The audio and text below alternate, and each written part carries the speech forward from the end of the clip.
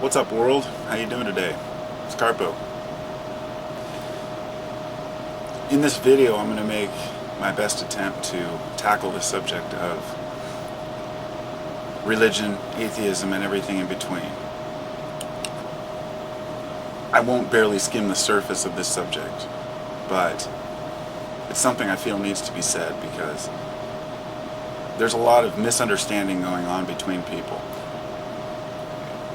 And it's usually when I run across a particular comment or a message or a particular video that inspires me and reminds me that I know things aren't black and white, that it doesn't have to be religion versus atheism. But that seems to be the way that people are playing this game. And the example I'm going to use is the comment that I got the other day on a video about is God a schizophrenic? And the guy that left a comment and said, no, because there never was a God and there never will be. And him and I ended up talking back and forth, as well as with Ron, who had made a claim about his past life, and the guy basically said that you are delusional, you're full of shit. By the end of this discussion, it got to the point where the guy told me, he said, Occam's razor, he used that philosophy, which means that the thing most likely to be the truth is. And I find Occam's razor to be a horrible example to use for belief, because we can't weigh the options like Occam's razor. Now, if you're looking at something and everyone thinks it's blue and one person says it's green, Occam's razor says it's blue. But when you have a half and half, society divided among what's important and what's not, it's much more complicated. So what I've started to realize is that the comment that really inspired me to make this was when he said either an all-powerful God created this universe and everything in it, or he didn't. Now, to me, I don't see why finding that the universe was created is any more amazing than the universe being just by chance. In fact, I find it just being by chance is even more amazing. So I can see it from both sides. It's, I guess what I'm trying to say is that it's not always about whether a person believes in a God or in a belief system. The fellow said something to the effect of, to the other guy about being brainwashed, and how, this is what the brainwashing has done. And that's what I think the actual word that inspired me to make this video was brainwashed, because I realized that there are some particular sects which are brainwashed because they were raised to believe something. And then there are those who have created their own beliefs out of their own experiences, which may be called delusions or they may be called experiences. Nobody can really say whether or not they're legitimate. When people go around telling each other that their experiences are not legitimate, that they are delusions, it's just as easy for a person who has those experiences to tell the person who, say, is a materialist that your materialism is a delusion in order to keep you from seeing God, if you will. The reason why I can talk about these things is because I'm not on the fence about religion and atheism. I guess the way I said it the other day is I've torn the fence down. I just run freely along the fence line back and forth. It doesn't matter to me. It's not about what a person believes or doesn't believe, and it doesn't matter if a person decides to have faith in something greater. It only is a problem when that faith interferes with another person's ability to live. So, in other words, if a family wants to grow up believing in Jesus as their Savior, that's fine. When that is pushed upon their children is when it becomes an issue, because then it does become a delusion, then it does become programming, and then the child has to often later in life reconcile that. And often I've heard a lot of people who are angry at their parents for teaching them that Christianity was true, but we're just going along with what we've been told.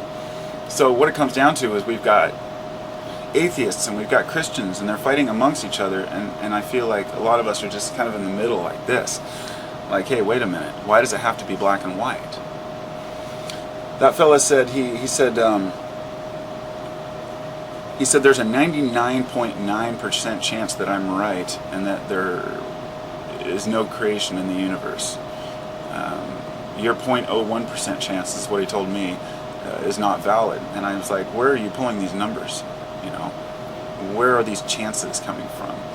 So when it started out, the actual, when this guy first started commenting, his first comment was in capitals, and he said, "You are all fucking idiots." And by the end of the conversation, he had actually reverted back to using regular language as well as not writing in all caps, and then appeared to become civil, and then acted as if he had been civil the whole time. I've dealt with a lot of people like this. This happens all the time. A person screams at someone, and the person says, "Why do you have to act like a child?" And then they go, "Oh, well, you're acting like a child." And then it goes back and forth. I guess the point I'm trying to make is that it's not worth the energy to defend what you believe against people who don't want to hear anything about it. It's never really worth the energy to defend. In my situation, from my experience, it's explaining how I feel the way I do, because I've been on both sides of the fence. I was never an atheist, but I was never religious, never really believed in God. I've just always had this sense that there's something greater. And I think it would be just as easy for me to say, oh, well, the world is just material and this is what it is. Get it while you can. That's just not my attitude. And even if this is a material world, it doesn't mean that the religious values are garbage, because most of them are based on human nature and, you know, greed, jealousy, envy, murder, all these things. And there seems to be an unspoken natural law that isn't covered by science, that really isn't understood by people in general. Why is it that when we do something wrong, we feel it in our hearts? You know, why is it when we know when we're doing something bad? In other words, if life is just to gain, for personal gain, wouldn't having personal gain make us happy?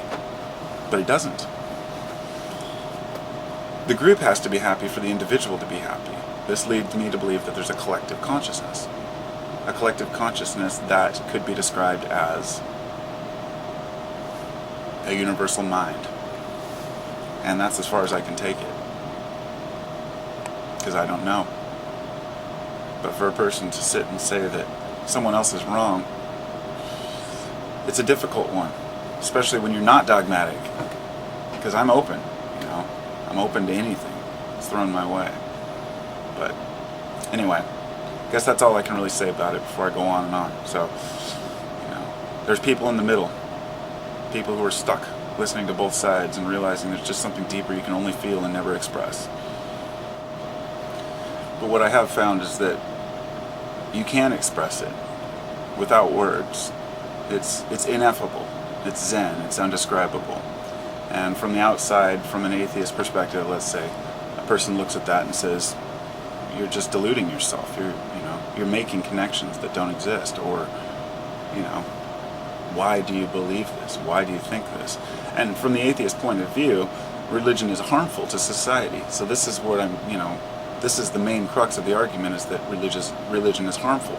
That until people begin to see things for what they are, then society will never move forward. But I don't agree with that, because I don't know what society is moving forward towards.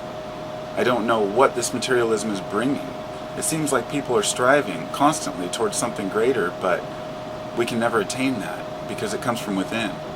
And those who know that can express that to one another. So the people that I have in my group, maybe there's 10 people out of, you know, the dozens that comment, that, or out of the hundreds of subscribers or whatever, that they understand where I'm coming from. But they're not supporting or backing up what I say by saying, yeah, you tell them right on, that's exactly how it is. A person will leave a comment and say, yeah, I feel that way about God and the world too, but I think it's this way and a little bit different. Now that's the point. See, I will say, that's cool, that's interesting, that's curious, it makes me wonder. Rather than having a book that says this is how things are, no, it's not in the book, whether it be a science book or a Bible. Because science is never going to be able to prove the deeper connections within humanity. We can try and try and try, but once we get down to the quantum realm, it becomes impossible. And people throw around words like quantum non-locality and the observer effect and the double slit experiment.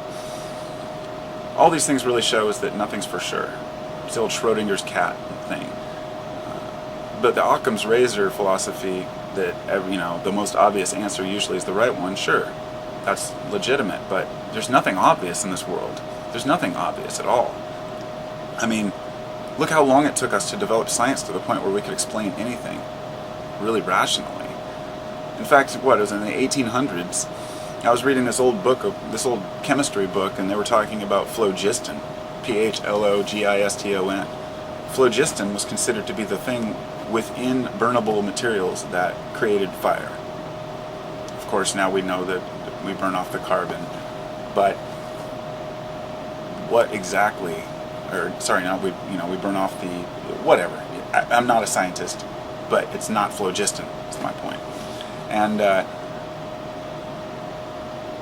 when we understand these sciences, we can look back and say, God, we were dumb, But we weren't dumb. We were just learning.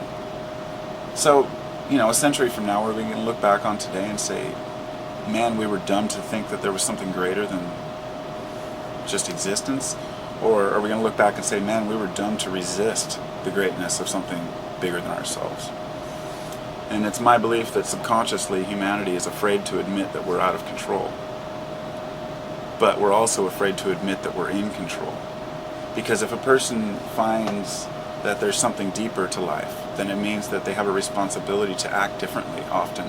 And when it gets in the way of our daily activities, such as money, profits, greed, lust, desires, it's easy to push those things aside and say, hey man, I don't believe that stuff.